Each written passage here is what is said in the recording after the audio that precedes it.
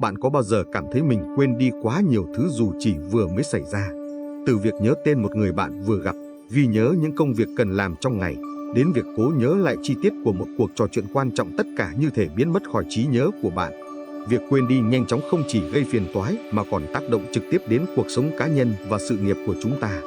Nhưng bạn có biết rằng có những cách rất đơn giản để cải thiện trí nhớ, và điều đáng ngạc nhiên hơn là bạn có thể thấy hiệu quả chỉ sau một đêm. Video này sẽ chia sẻ cho bạn 7 cách cải thiện trí nhớ hiệu quả, không đòi hỏi quá nhiều nỗ lực và có thể áp dụng ngay lập tức. Nếu xem hết video, bạn sẽ không chỉ nắm được bí quyết giúp bạn nhớ lâu hơn mà còn giúp tinh thần bạn thêm minh mẫn, tự tin và hiệu quả hơn trong mọi hoạt động hàng ngày. Bạn sẽ phát hiện ra cách mà những phương pháp đơn giản nhưng dựa trên nền tảng khoa học có thể giúp bạn cải thiện trí nhớ, đồng thời giảm căng thẳng và tránh được những rắc rối do sự sao nhãng hay mệt mỏi gây ra. Đừng quên để lại bình luận chia sẻ cảm nhận của bạn và nhấn nút like nếu thấy nội dung hữu ích nhé. Ngủ đúng cách.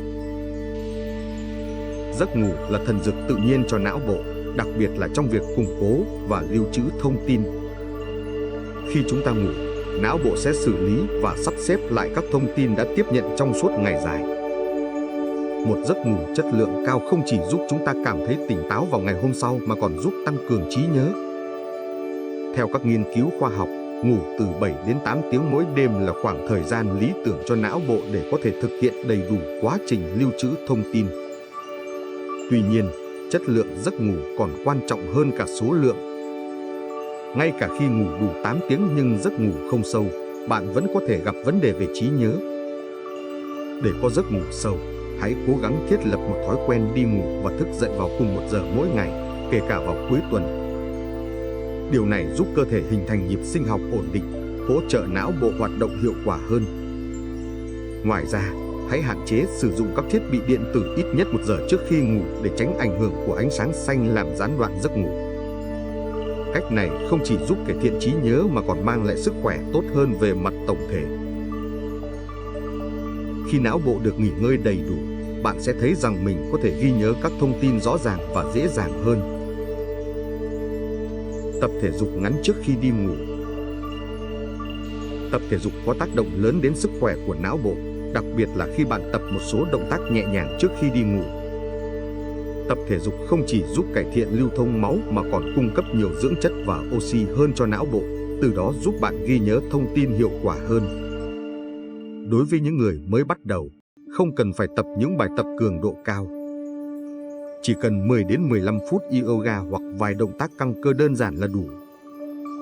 Theo một số nghiên cứu, tập thể dục trước khi ngủ không chỉ giúp cải thiện chất lượng giấc ngủ mà còn giúp giảm căng thẳng và lo âu, là những yếu tố có thể gây ra sự mất tập trung và làm suy giảm trí nhớ. Khi căng thẳng được giảm bớt, bạn sẽ dễ dàng đi vào giấc ngủ sâu hơn, và sáng hôm sau khi thức dậy, tâm trạng và trí nhớ của bạn sẽ cải thiện đáng kể. Hãy thử thực hiện một số động tác kéo giãn cơ nhẹ nhàng, bạn sẽ cảm nhận được sự khác biệt. Thiền và tập trung hơi thở. Thiền là một phương pháp tuyệt vời để cải thiện trí nhớ. Khi thực hiện thiền định, bạn đang giúp tâm trí mình được thư giãn và loại bỏ bớt những suy nghĩ sao nhãng.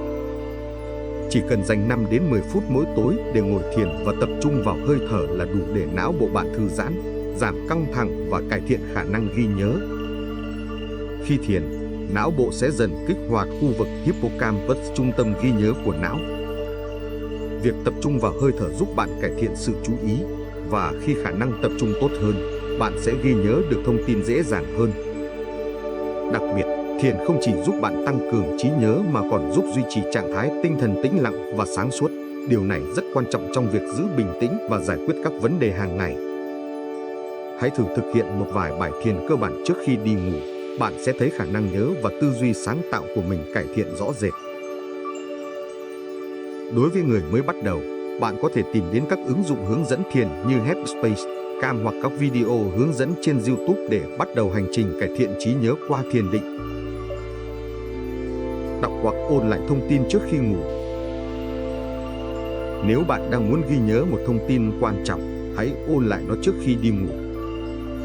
Khi bạn ôn lại thông tin vào thời điểm này, não bộ sẽ ưu tiên lưu trữ thông tin này trong khi bạn ngủ. Đây là một kỹ thuật đã được chứng minh rất hiệu quả cho việc lưu trữ thông tin và trí nhớ dài hạn. Vì sao kỹ thuật này hiệu quả? Theo các nghiên cứu, trước khi ngủ, não bộ đang ở trạng thái thoải mái, ít sao nhãng nhất. Đây là thời điểm lý tưởng để củng cố các ký ức. Các sinh viên thường áp dụng kỹ thuật này để học bài trước khi đi ngủ và thường thấy hiệu quả cao hơn so với việc học vào các thời điểm khác trong ngày. Khi thực hiện phương pháp này, hãy đảm bảo đọc lại thông tin một cách nhẹ nhàng, không nên tạo áp lực cho bản thân. Việc ghi nhớ sẽ trở nên tự nhiên và dễ dàng hơn khi bạn cảm thấy thoải mái. Ăn nhẹ với thực phẩm tốt cho não. Dinh dưỡng đóng vai trò không nhỏ trong việc cải thiện trí nhớ. Trước khi đi ngủ, hãy ăn nhẹ với những loại thực phẩm có lợi cho não bộ như các loại hạt, quả óc chó hoặc cá hồi, dầu omega 3. Omega 3 không chỉ hỗ trợ sự phát triển của não bộ mà còn giúp bảo vệ các tế bào não khỏi bị tổn thương, từ đó hỗ trợ trí nhớ tốt hơn. Ngoài omega 3, một số dưỡng chất khác như vitamin B6, B12 và axit folic cũng rất tốt cho não bộ. Chúng giúp cải thiện chức năng thần kinh và khả năng tập trung. Tránh ăn các loại thực phẩm chứa đường hoặc dầu mỡ vì chúng có thể gây tác động ngược lại, khiến bạn cảm thấy mệt mỏi và ảnh hưởng đến chất lượng giấc ngủ. Bên cạnh đó, bạn cũng nên bổ sung một số loại trà thảo mộc giúp thư giãn như trà hoa cúc, trà bạc hà hoặc một cốc sữa ấm trước khi đi ngủ. Chúng sẽ giúp bạn dễ dàng đi vào giấc ngủ sâu, tạo điều kiện cho não bộ được nghỉ ngơi và cải thiện trí nhớ hiệu quả hơn. Viết nhật ký. Viết nhật ký là cách giúp bạn ghi nhớ lại những điều quan trọng trong ngày. Khi viết lại nhật ký, bạn buộc phải nhớ lại những gì đã diễn ra, từ đó giúp não bộ củng cố ký ức. Đây không chỉ là một hình thức giúp bạn trút bỏ tâm trạng mà còn hỗ trợ não bộ ghi nhớ tốt hơn. Nhật ký còn là nơi giúp bạn xả stress, giảm bớt những suy nghĩ tiêu cực, giúp bạn dễ dàng chìm vào giấc ngủ sâu hơn. Nhiều người chia sẻ rằng, khi viết nhật ký, họ có thể dễ dàng nhớ lại những chi tiết nhỏ trong cuộc sống hàng ngày, từ việc gặp gỡ ai, đã nói chuyện gì, đến những cảm xúc mà họ trải qua. Bạn có thể bắt đầu bằng việc ghi lại một vài dòng mỗi ngày, không cần quá chi tiết. Điều quan trọng là bạn dành thời gian để nhớ lại và ghi chép lại những điều đáng nhớ.